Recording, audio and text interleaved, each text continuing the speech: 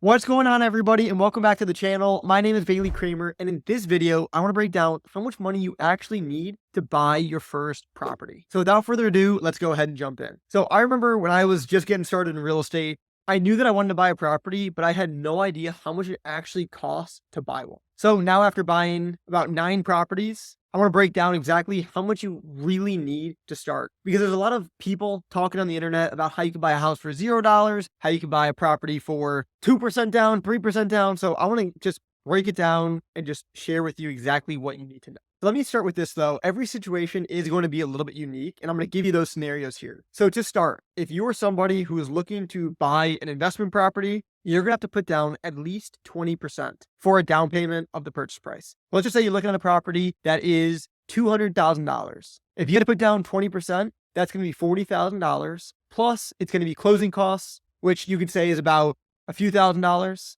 Plus, if you're going to furnish it for Airbnb, you're going to be another $5,000 to $10,000 in furnishings. So in that example, if you're putting down 20% on a $200,000 house, you're going to need about $50,000 of cash in the bank. Plus, obviously, you're going to want more so that you don't go down to legit zero. And if the bank requires you to put down 25%, then 25% of $200,000, $50,000 plus again, closing costs and furnishings. So now you're looking at closer to $60,000.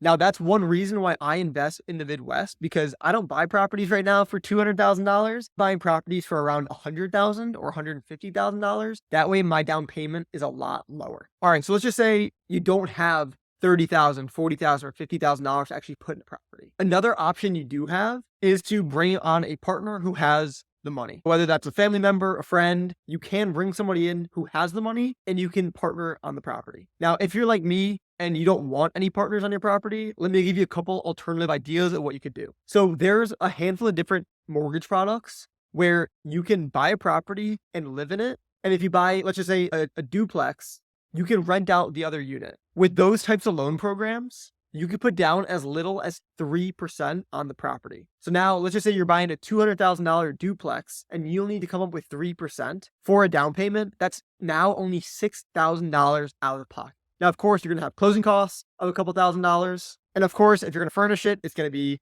another $5,000 or $10,000. So at that point, you're going to probably be up to about $15,000 roughly that you're going to need to put into the property. But that is another option to get in a little bit more creatively. Now, going even crazier, there's something that you can do called seller financing. It's something that I've done several times, but let me just be 100% clear with you. It's not as easy and rainbows and unicorns as everyone is talking about on the internet. To find an owner who wants to do seller financing takes talking to a lot of people, because most owners don't want to do seller financing. Me personally, if someone wanted to buy my property right now, I would not let them. If they wanted to seller finance it, they'd have to buy it outright for a lot of money. But essentially what seller financing is, where instead of you going to the bank and getting a mortgage, the seller of the property is essentially going to give you that mortgage. So it's essentially going to be a loan to the seller. But again, it gets a little bit complicated and probably won't be the method that most people use for their first property, although it totally can be. So I've thrown out some pretty big numbers. I'd say $20,000, $30,000, $40,000, $50,000. That is a good chunk of change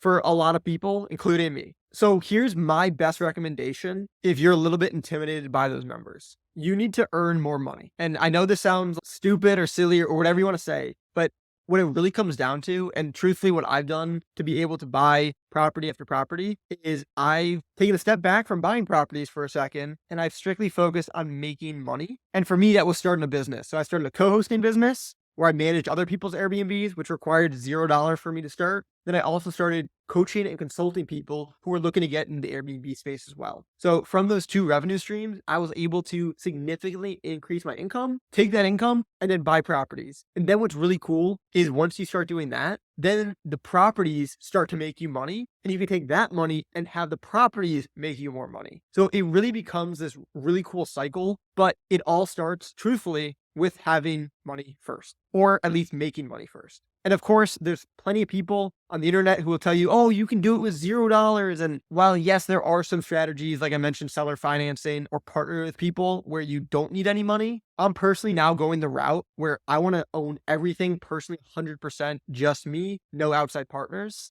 So I'm telling you transparently that the way that I'm able to do it by myself is by reinvesting all my profits from everything I'm doing back in my properties and then spending my time and energy to make more money to continue the cycle over and over again. So I hope that gave you some transparency and an idea of how much money you actually need to buy a property and how much you might need to save up to get there. That's all I got for you guys in this video, and I will see you in the next one. Peace.